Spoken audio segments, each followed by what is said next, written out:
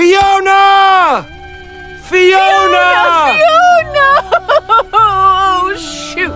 I don't think they can hear us, Pigeon. Don't you think you've already messed her life up enough? I just wanted her to be happy. And now she can be. Oh, sweetheart. She's finally found the prince of her dreams. But look at me. Look what I've done for her. It's time you stop living in a fairy tale, Shrek. She's a princess, and you're an ogre. That's something no amount of potion is ever going to change.